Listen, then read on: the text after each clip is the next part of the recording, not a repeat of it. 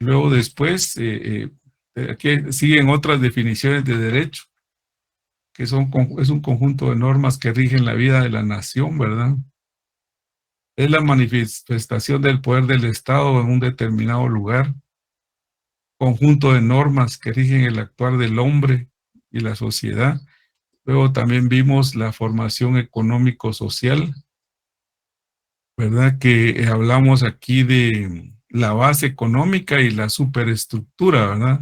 En donde la base económica está conformada por el modo de producción, en donde intervienen las fuerzas productivas y las relaciones sociales de producción, ¿verdad? Entonces, y todo eso pues genera y determina la superestructura, ¿verdad? Porque el aparato burocrático del Estado, ¿verdad? Lo jurídico y lo político y la ideología. Dentro de lo jurídico y político tenemos el Estado, ¿verdad?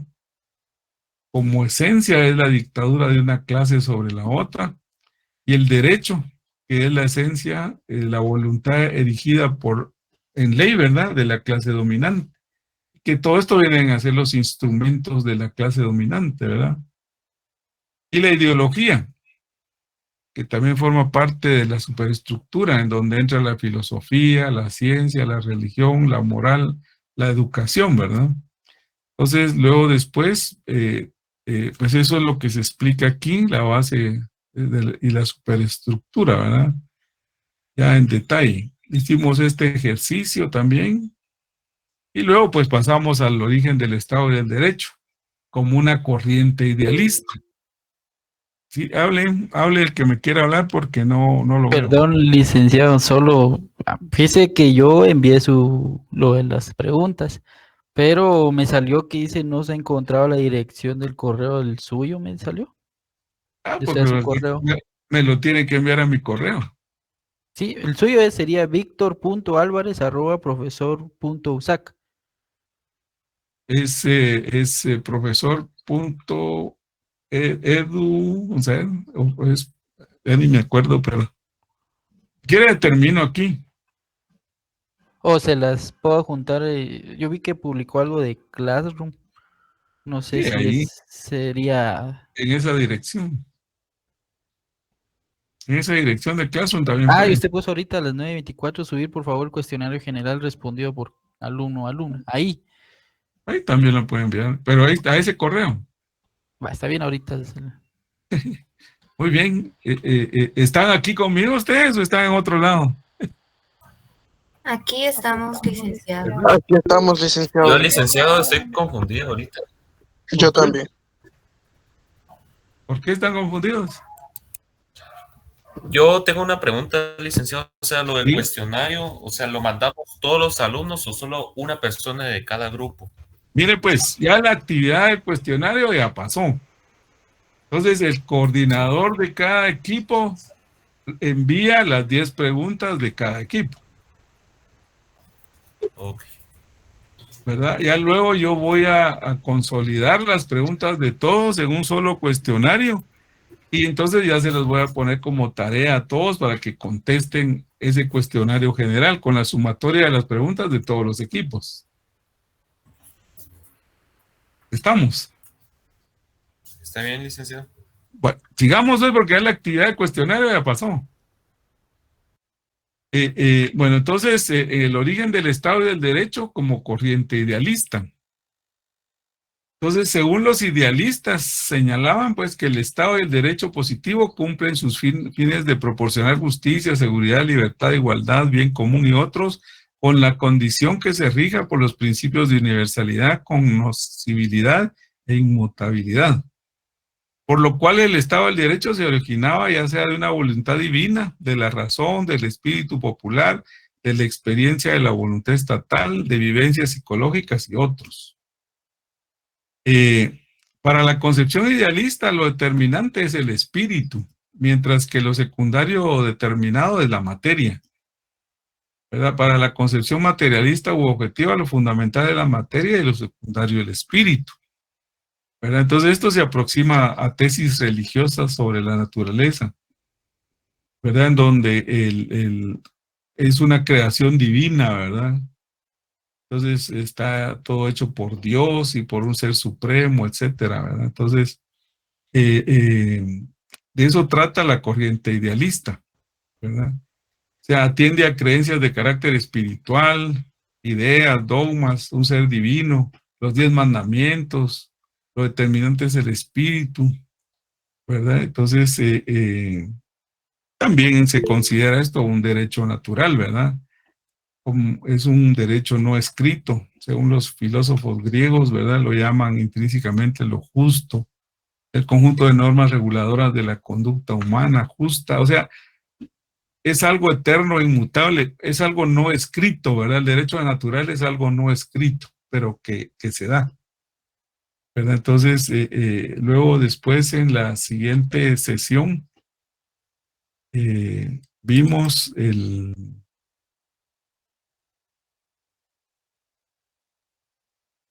ya pasamos a la parte del origen del Estado y la teoría materialista, ¿verdad? Del Estado. Entonces, dentro de ello vimos la teoría materialista del Estado y el derecho, en donde el término Estado suele emplearse para referirse a un fenómeno político que surgió en Europa a partir del hundimiento del feudalismo, con las características fundamentales de territorialidad, centralización, soberanía, diferenciación e institucionalización, ¿verdad? Un grupo de individuos al asentarse en un territorio constituyen una nación, la cual al organizarse jurídica y políticamente dan forma al Estado, convirtiéndose entonces en una agrupación humana con características propias que la diferencian de los demás grupos sociales, ¿verdad? Entonces,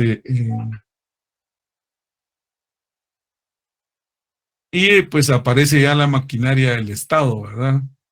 Dentro de la maquinaria del Estado vamos a encontrar aquí los organismos directos o primarios y los derivados. Dentro de los directos o primarios tenemos al ejecutivo, legislativo, judicial, ¿verdad? Y los derivados son los que componen a estos principales, ¿verdad? Tales como ministerios, secretarías, Corte Suprema de Justicia, Corte de Apelaciones, juzgados de primera instancia y otros. Y las comisiones de trabajo del Congreso, ¿verdad? Entonces también tenemos aquí a las organizaciones armadas, los cuales están dotados de ciertos atributos materiales, ¿verdad? Como armamento, cárceles y otros. Como métodos de coerción, ¿verdad? De una clase dominante ante la otra, ¿verdad? Los rasgos del Estado son que es una organización representativa de la clase dominante, el aparato coercitivo, ejército, Policía Nacional, tribunales, etcétera, siguen siendo parte de ese aparato, ¿verdad? Coercitivo, la obligatoriedad y generalidad da sus órdenes, ¿verdad? La voluntad del Estado se refleja ante sus habitantes. Y la soberanía, ¿verdad? En donde el Estado no obedece a ningún otro poder, ni dentro ni fuera de sus fronteras. Entonces, cada país es soberano, ¿verdad? Guatemala es soberana. Entonces, encontramos división de poderes, eso nos da pues un principio republicano, ¿verdad? Ya que nosotros somos un modelo, perdón, democrático representativo, en donde hay alternabilidad en el poder, ¿verdad? Porque el poder lo ejerce de manera alterna el ejecutivo, el legislativo y el judicial, ¿verdad? Las responsabilidades de los gobernantes y gobernados sometidos a la ley. Eso es la responsabilidad de la soberanía. O sea, nosotros como gobernantes y gobernados somos responsables de la soberanía de nuestro país. Y aquí están los elementos que componen un Estado. O sea, el Estado lo compone el pueblo, porque sin pueblo no hay Estado. Y un territorio también, porque sin territorio no somos un país, ¿verdad? Luego ya viene el poder político, que es el poder político instaurado en las elecciones, ¿verdad? Cada 4 años tenemos elecciones en Guatemala y nosotros instauramos un nuevo poder, ¿verdad? El Congreso y el Ejecutivo por elección cada 4 años se cambia, ¿verdad? Ellos forman parte de ese poder político. Entonces, la soberanía es la capacidad de autodeterminarse sin sufrir interferencias exteriores. Nosotros contamos, pues, con una organización política y un orden jurídico, ¿verdad? Y ejercemos esa soberanía por estos medios. El tipo de Estado de Derecho viene determinado por la base de la sociedad dividida en clases, a la que sirven, por la fuerza y la voluntad de la clase dominante a la que representan, y determina el tipo de uno u otro Estado y derecho. Esto significa que la dictadura de la clase es la dictadura de la clase dominante, ¿verdad? O sea, la clase dominante la conforma el poder político, ¿verdad?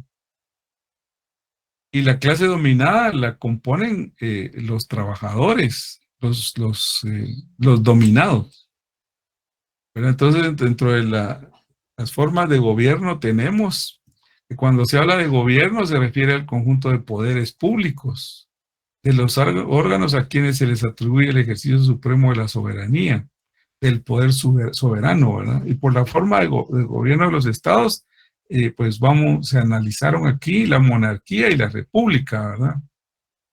Nosotros somos una república. Cuando se habla de Estado se refiere a la organización política en su conjunto, en su completa unidad, formada por sus diversos elementos.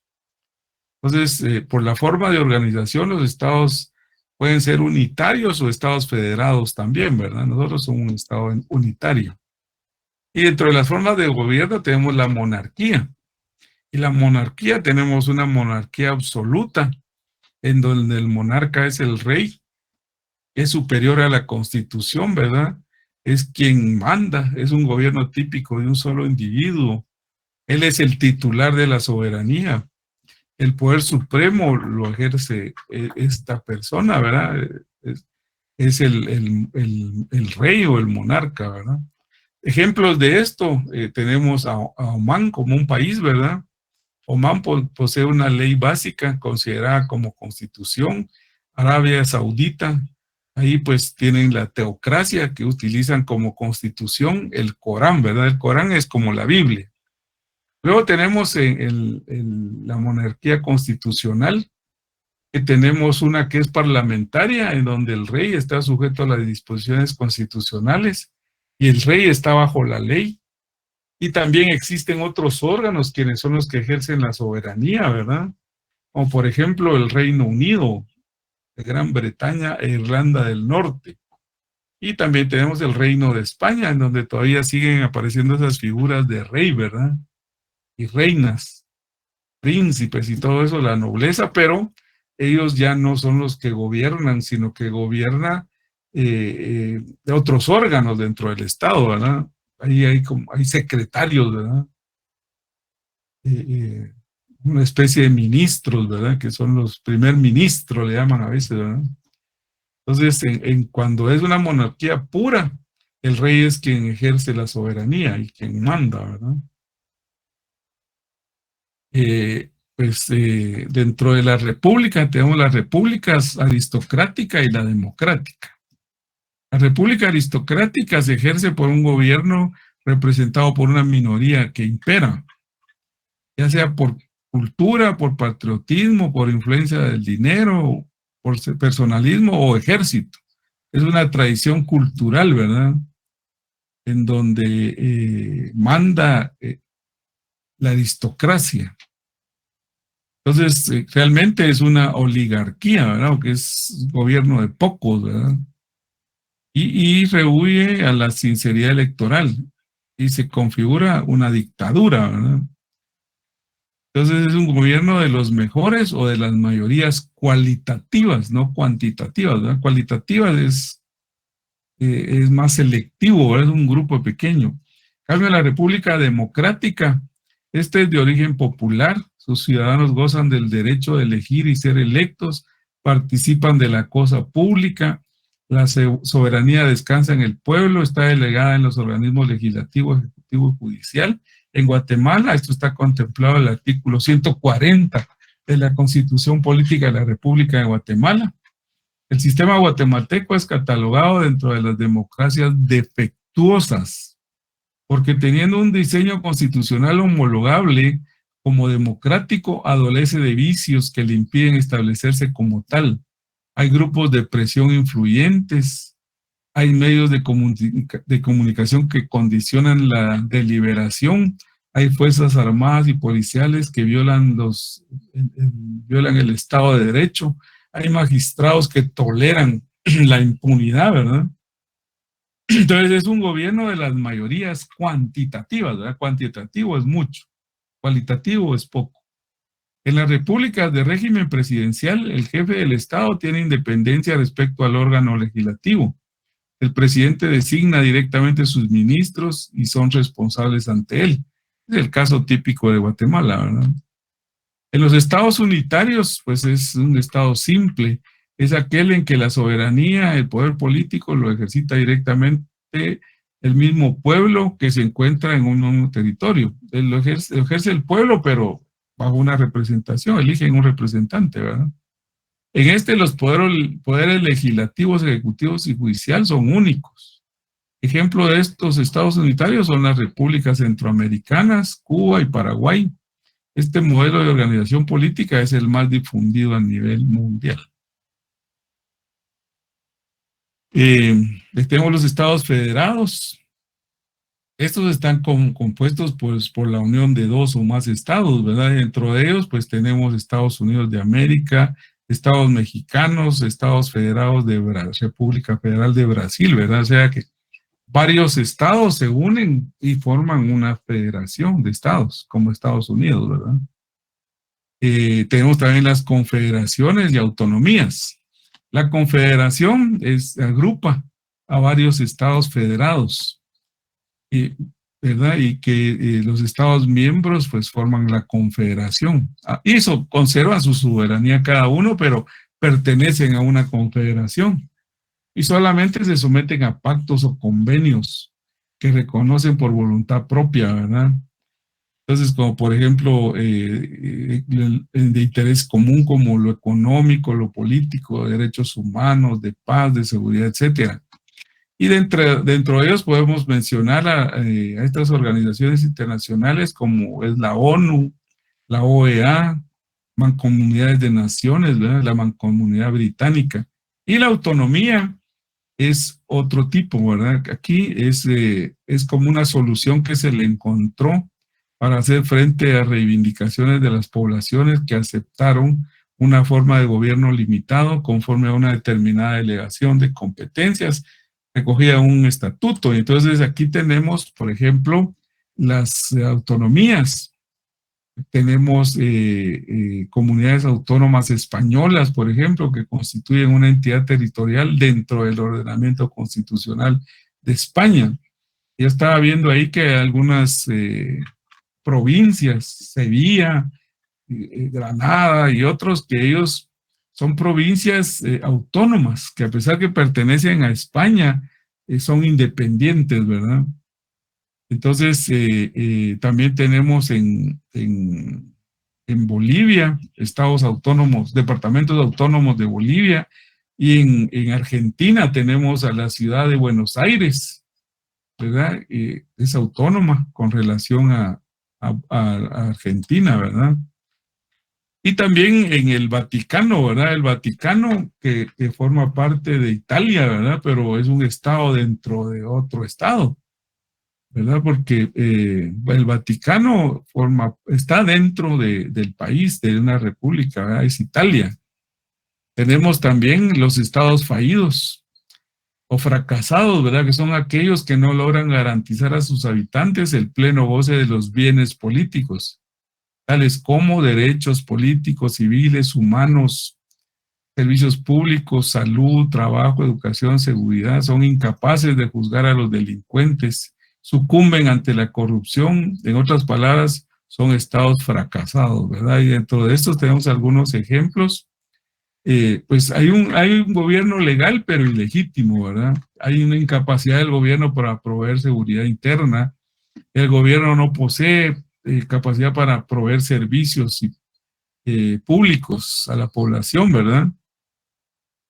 El gobierno no posee el monopolio del uso de la fuerza, su sistema de justicia carece de fortaleza, es incapaz de juzgar a los delincuentes, ¿verdad? Entonces, en los estados fallidos o fracasados es común que impere la anarquía. Por ejemplo, Haití, yo les decía que en algunos años las Naciones Unidas, la ONU, estuvo enviando contingentes de soldados de otros países y de entre ellos Guatemala, ¿verdad?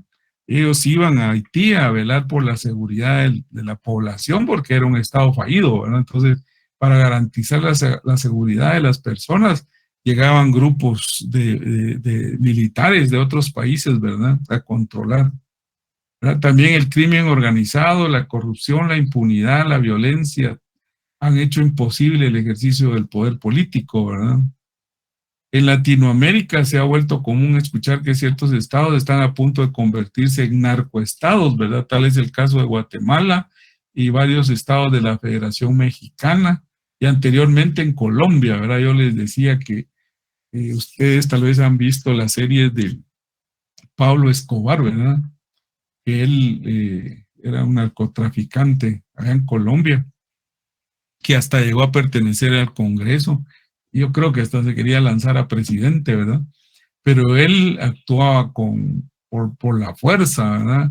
Por ejemplo, él, si los jueces no hacían lo que él quería, hasta les mandaba poner bombas, explosivos a los edificios y los mataba.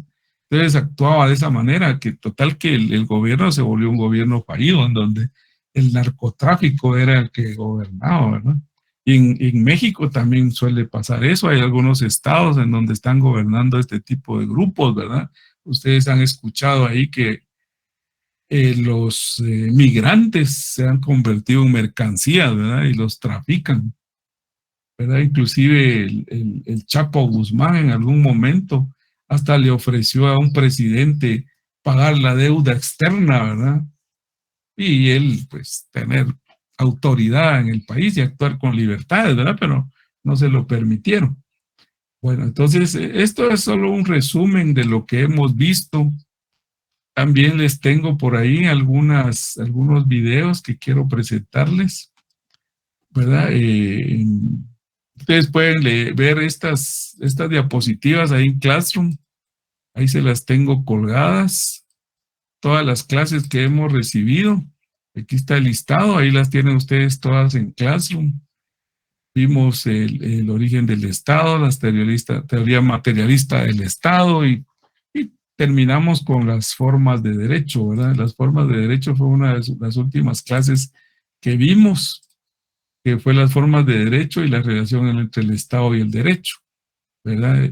Entonces estas diapositivas ahí están colgadas, las pueden leer, por favor. Y dentro del repaso que estamos haciendo, les tengo unos videos que quiero compartirles. Voy a detener la presentación y me voy a pasar a otro modo. Aquí.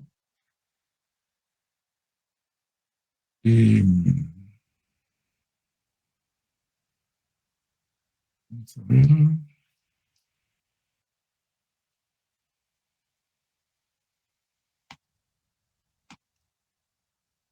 Bueno, ya chequearon ustedes el listado de alumnos, ya verificaron que aparecen en este listado, Sí, licenciado. ¿sí? Todos están ahí en el listado. No, licenciado, al menos en No, mi caso, yo no, no licenciado. estoy. El día de ayer me comuniqué con la licenciada y Sí, pues me mandó el formulario y ya lo llené, a ver qué pasa. muy bien. ¿Quién más? Igual, licenciado, igual que la compañera, no aparezco. También ya ¿Estoy me comuniqué con leyendo? coordinador. Sí, eso es lo más triste del asunto. Eso es lo más triste del asunto. Que el sistema me sacó y no sé por qué. Vale, ya llenaron su formulario. Sí, asegúrense de estar Sí. para que, ¿cómo se llama? Para no tener inconvenientes, ¿verdad? Sí, gracias, Lic.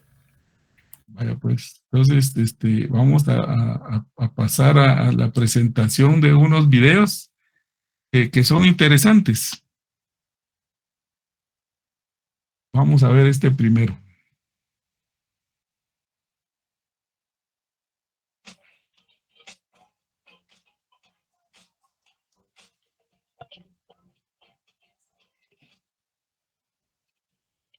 Los modos de producción se refieren a la manera en que están organizadas las actividades. Licenciado, únicamente vemos su listado. Perdón. Son las formas que... Sí, primero deje de presentar y vuelvo a presentar el video.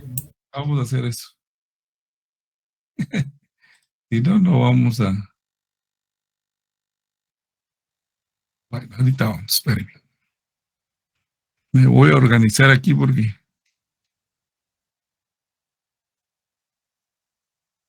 Ahorita vamos a presentarlo. Lo voy a abrir primero para que ustedes lo puedan ver. A ver.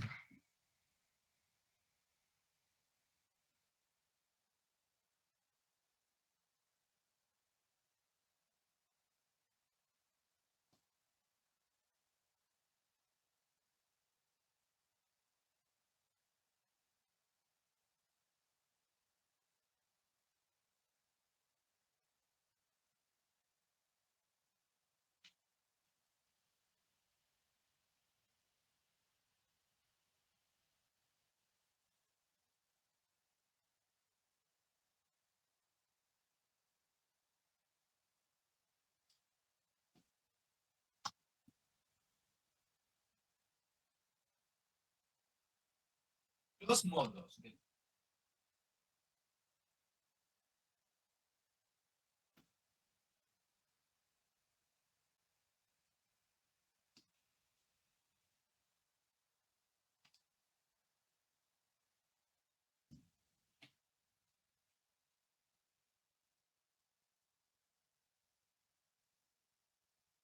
Ahora sí ven la pantalla. Sí, licenciado. Sí, licenciado. Sí, sí. Muy bien. Así es, Lick. Ahorita vamos.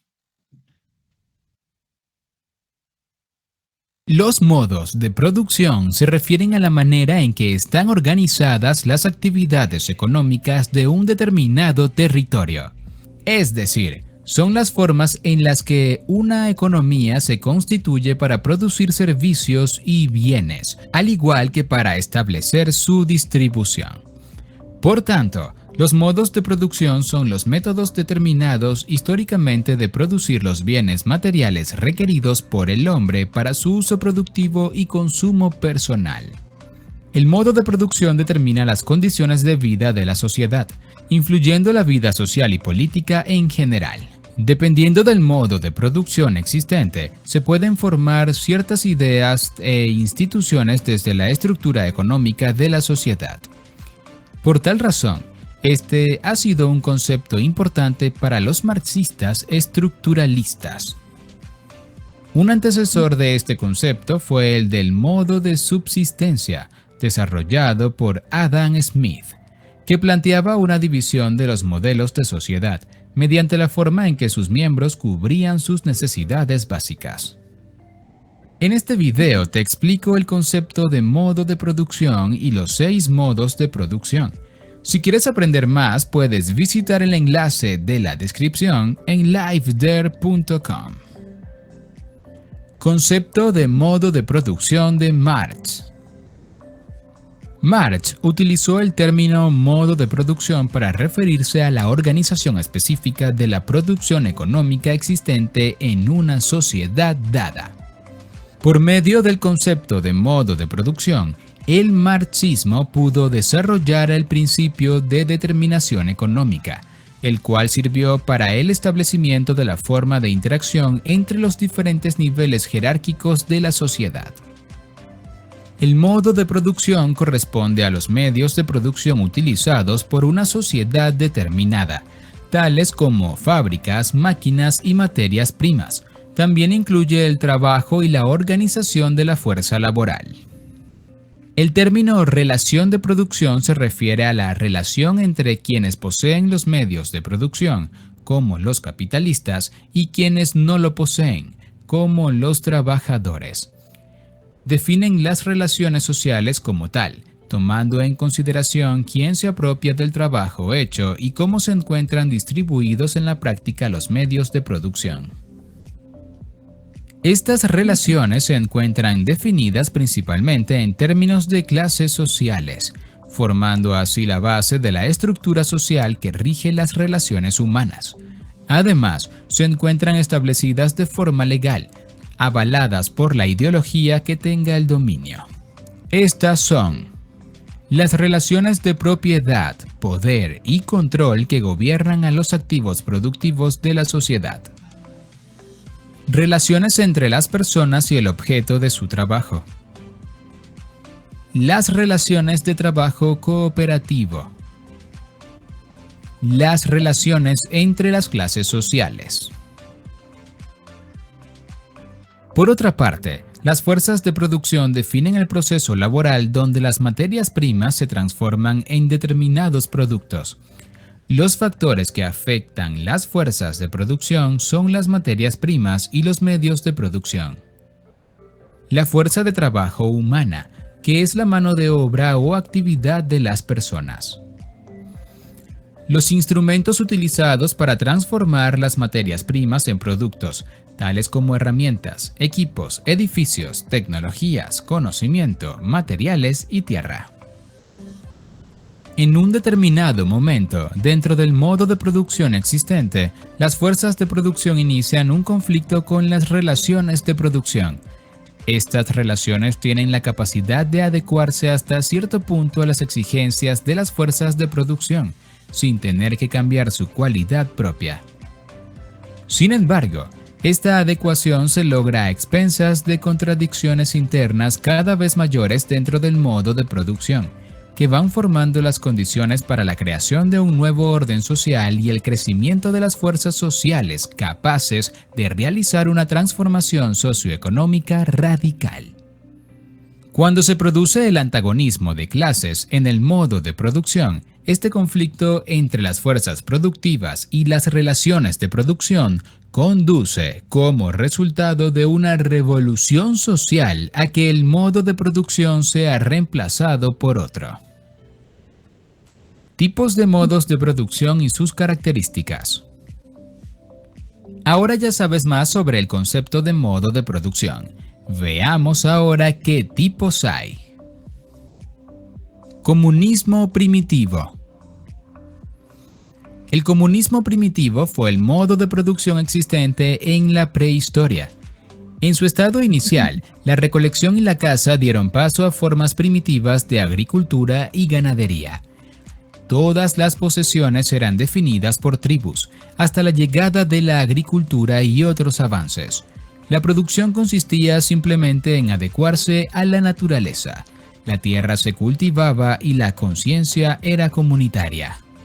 Se conocieron cambios dialécticos, desde el matriarcado hasta tipos de patriarcado. En el matriarcado, las mujeres desempeñaban un papel dominante en la producción bajo la agricultura primitiva, mientras los hombres deambulaban por el bosque. En la forma de patriarcado, los hombres desempeñaron el papel dominante durante las etapas de caza y cría de ganado, porque eran eficientes con el arco, flechas y lanzas. Modo de producción asiático.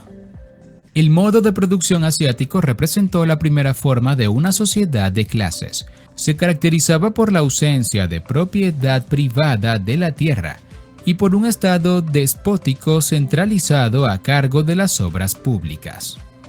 El trabajo forzado era explotado por un grupo más pequeño. El Estado extraía en forma de tributos el excedente económico producido por las comunidades, para así financiar la infraestructura pública. Para ello, aplicaba la coerción, gracias al control de las Fuerzas Armadas. Este modo de producción no solo estaba separado geográficamente de los otros tipos, que podrían identificarse con etapas de la historia europea, sino que Marx lo veía como una civilización distinta. Pensaba que el modo asiático existió en sociedades históricamente asiáticas, que carecían de una conciencia de clase y del conflicto necesario para que ocurriera el desarrollo. Se requerían factores externos para efectuar el cambio. Modo de producción esclavista. El modo de producción esclavista surgió gracias al crecimiento de las fuerzas productivas de la sociedad. la aparición de un producto excedente, el origen de la propiedad privada en los medios de producción, incluyendo la tierra, y la apropiación del producto excedente por parte de los propietarios de los medios de producción. A menudo se representa en las ciudades-estado griegas y romanas. Esta división de trabajo se logró con la ayuda del uso de monedas, herramientas de hierro asequibles y un alfabeto. La clase aristocrática poseía esclavos para administrar sus negocios, mientras vivían vidas llenas de ocio. Modo de producción feudal. El modo de producción feudal está asociado con un desarrollo considerable de las fuerzas productivas, con la introducción de molinos, arados de ruedas pesadas y otras innovaciones que aumentaron la productividad agrícola. El crecimiento de las ciudades significó un nuevo evento en la historia, ya que por primera vez las relaciones de producción en las ciudades diferían de las de la tierra.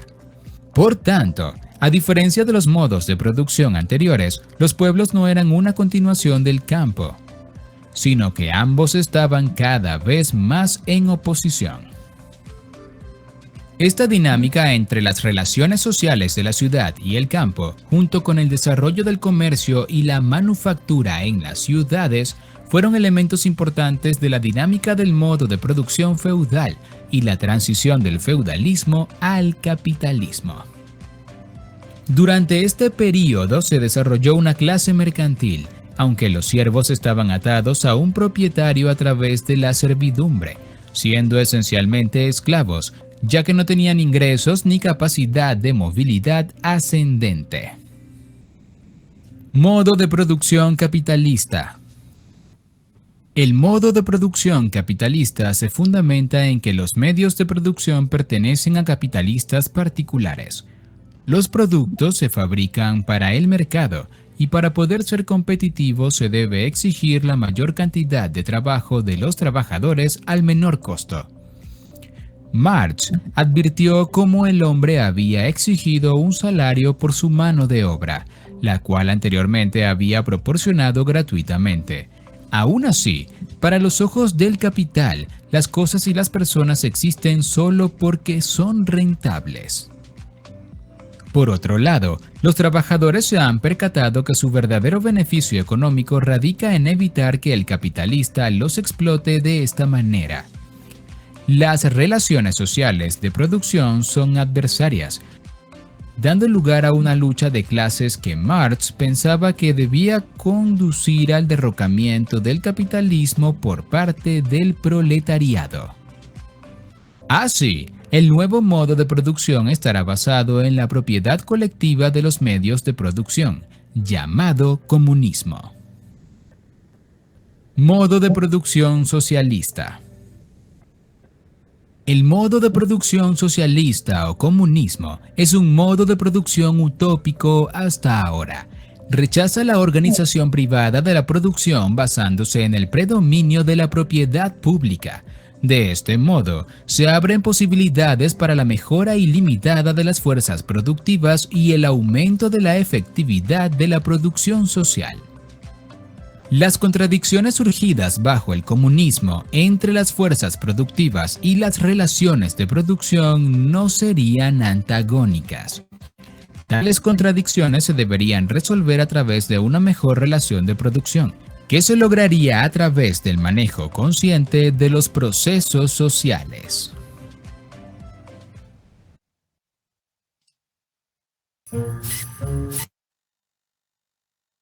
Vamos les voy a poner otro video. Digan. Lick, ¿y no sería molesto que nos podría compartir esos links aquí en el chat para tenerlos nosotros? ¿Cómo para qué dice usted? No, por si necesitáramos volverlo a ver. Ah, bueno. Sí, con mucho. Claro que sí. Sí, Lick, ese video está muy interesante. No, sí, vamos a ver el siguiente. Sí, por eso es. Muy bien, vamos a ver el siguiente.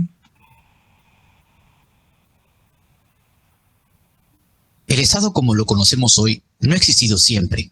Ha sido producto de una larga evolución del proceso asociativo de la humanidad. Al aumentarse la desigualdad patrimonial y por ende la división de clases, y para cuidar los cambios ocurridos y las ventajas logradas en la comunidad, surgió la necesidad de organizar una institución que vele por el orden imperante. Esta institución era el Estado. El Estado emerge como una institución de ejercicio de poder, de dominio.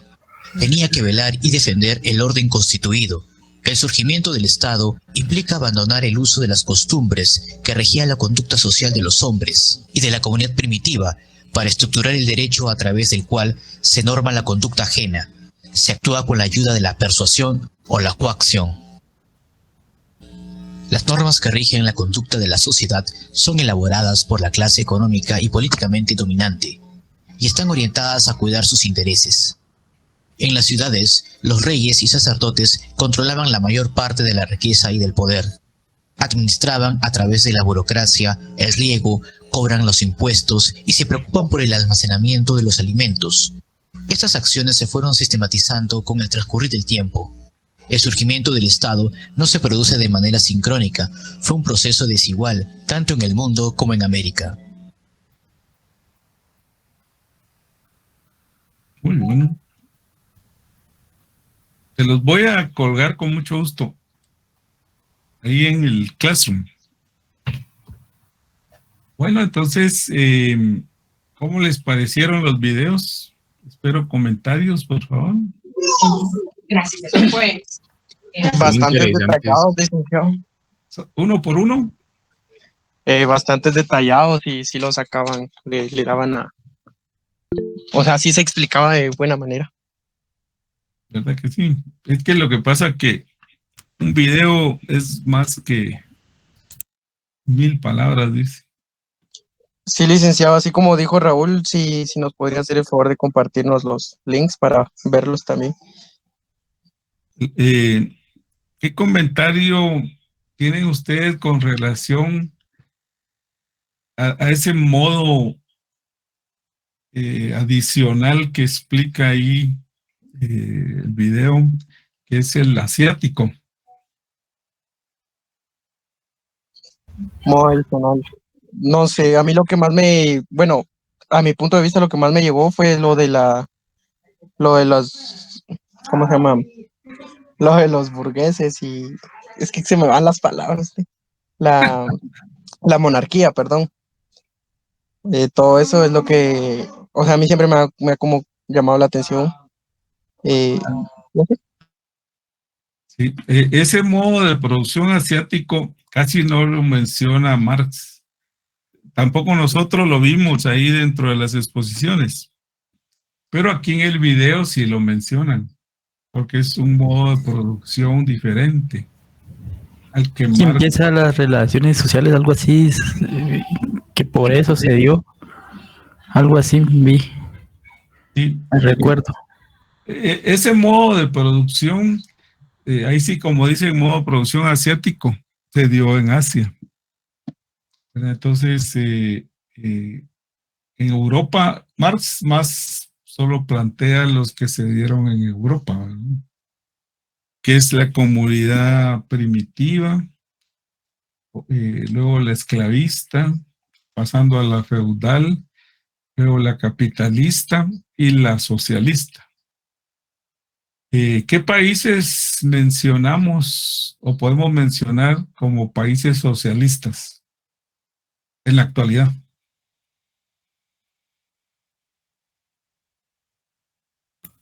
Rusia. Perdón, no escuché. Rusia, licenciado. Rusia, pero ya Rusia cambió un poco su estructura cuando se cayó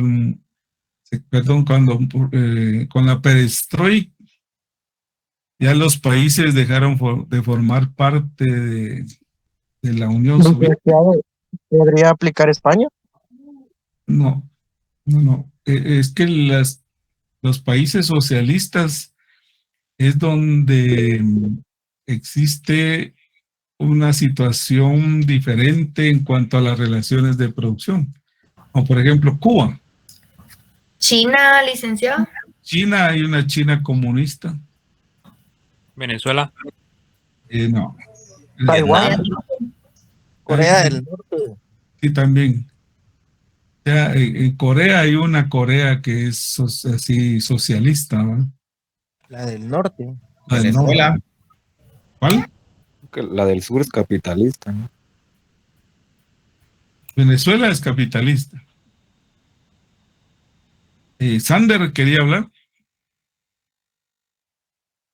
No iba a decir que Cuba, pero Cuba es socialista. ya me lo ganó. Sí, Cuba es socialista. Licenciado, se encontrará Laos y Vietnam también, según entiendo. También son países bajo esta estructura, ¿verdad? Pero lo que pasa que a través de la historia se ha visto que son países que después del tiempo han dejado de ser socialistas y vuelven a un sistema capitalista, ¿verdad? Y, por ejemplo, Cuba poco a poco ha ido abriéndose nuevamente debido a las escaseces que ha habido ahí, ¿verdad? Porque Cuba dicen que la gente recibe una tarjeta y con esa tarjeta recoge los alimentos. La electricidad, el gobierno se la suministra. Y muchas cosas más, ¿no? La refrigeradora y un televisor. Es el Estado quien les va proveyendo. Ya no son países en donde las personas puedan producir y ganar dinero y hacer sus bienes, ¿verdad? Ahí todavía circulan vehículos de los años 50 y los reparan para mantenerlos en funcionamiento, que son los vehículos que estaban cuando Fidel Castro invadió Cuba, ¿verdad? En los años 50. ¿Verdad? Entonces, hasta hace pocos años que ya permitieron nuevamente el turismo y de alguna manera que entraran productos de Estados Unidos, ¿verdad? Entonces, así pasa con los países socialistas, ¿verdad? Que en algún momento pretendían llegar al comunismo. Entonces, bueno, de alguna manera creo que hicimos un breve repaso de lo que hasta el momento hemos visto en el curso de Derecho 1. El próximo fin de semana ustedes tienen exámenes, pero en el horario nuestro, mañana nos van a decir si vamos a tener nosotros clase o se suspenden, no han informado, pero los exámenes van a ser en los horarios de clase, ¿verdad? O sea que el día domingo, el primer domingo no tienen ustedes examen de derecho, pero sí tienen examen de los otros cursos, ¿verdad? Vamos aquí a proyectar nuevamente el programa de exámenes para volver a repasar eso. Ahí estamos. Bueno, entonces el próximo sábado ustedes tienen examen de socioeconomía, ¿verdad? En la primera hora, el sábado. Y el domingo tienen en primera hora, ¿de qué? De técnicas, dice. Fundamentos teóricos. Fundamentos teóricos el día domingo, ¿verdad? Fundamentos teóricos.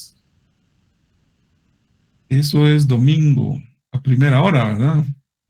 SILIC. Domingo, o sea que no vamos a tener curso de derecho,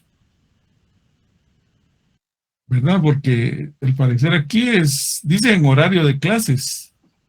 ¿Ustedes a qué hora reciben fundamentos teóricos? Después de este. Después de este reciben ustedes. ¿Y por qué está aquí en primer horario? A ver, ¿verdad? Ese es el tema que vamos a... Mañana nos van a discutir. Licenciado, al parecer solo va a hacer los exámenes. Eso se va a hacer, no, al parecer, no se sabe. Sí, creo que al parecer no va a haber clases. Es que lo que pasa es que los exámenes, los cursos teóricos, creo yo que los exámenes duran 1 hora. Y los cursos prácticos pues, duran 2 horas, pero los prácticos son solo contabilidad y matemáticas. Y todo el resto son teóricos, ¿verdad? Entonces, hay una publicación ahí alguien tiene esa publicación en Facebook. En Facebook yo estaba viendo que dice que los exámenes van a ser en el horario de clases, pero aquí este es el calendario oficial. Entonces, al parecer, ustedes tienen fundamentos teóricos el domingo 12 y el domingo 19 tienen de derecho, ¿verdad? Y el sábado, el sábado tienen ustedes de socioeconomía, el próximo sábado, y el 11 y el 18 tienen de técnicas de investigación, ¿verdad? Entonces, según tengo yo entendido, va a ser en el horario de clases. Lo que pasa que hay algunas sedes que tienen dos salones. Entonces, en un salón es a primera hora y en el otro salón a segunda hora, ¿verdad? En el caso nuestro, como solo tenemos un salón por cada clase, entonces, al parecer es en el horario de clase, ¿verdad? Lo único que ese tema lo vamos a discutir mañana con la coordinadora, mañana lunes. Por el momento es desde la programación, ¿verdad? Y nosotros pues ya cumplimos con el contenido del curso hasta el primer examen parcial, que es de lo que estamos haciendo un breve resumen el día de hoy, ¿verdad? Y que ustedes aportaron ahí con las preguntas. Yo me voy a quedar consolidando, no ahorita, porque ahorita tengo contabilidad 1. Entonces voy a consolidar esta información y se las traslado a través de Classroom. Entonces, si no tuvieran alguna pregunta, algún comentario, vamos a suspender aquí la actividad del día de hoy. Diga, Leslie. Yo solo tengo un comentario, Lick. Dígame. Y es agradecerle por haberse tomado el tiempo de volvernos a dar un repaso, incluso de enseñarnos videos. Pues su clase es muy, muy detallada, entonces únicamente eso, ¿verdad? Muchas gracias por ser así. Bueno, para servirles. Vamos a la orden. Y lo que pasa es que se nos fue el tiempo con los cuestionarios. Yo hubiera querido pues que lográramos avanzar un poco más, pero el tema de la formación de los equipos nos entretuvo un poco. Pero ya cuando ustedes terminen de enviar los cuestionarios, yo los consolido y se los envío nuevamente, pues para que ustedes repasen. Voy a tratar de hacerlo en Google Form para que ahí ustedes puedan verificar después de hacer la prueba las respuestas que tuvieron buenas y las que tuvieron malas, ¿verdad? Como una forma de aprendizaje. Así como hicimos la semana pasada, creo que fue, ¿verdad? Sí, la pasada y la antepasada. ¿Verdad? Entonces vamos a hacerlo así en Google Form, los voy a consolidar para que ustedes lo hagan y pues vean ahí qué preguntas tuvieron buenas y qué malas, ¿verdad? ¿Cuáles malas? Muy bien, entonces los dejo porque así descansan un ratito, toman cafecito, se levantan de ahí y están listos para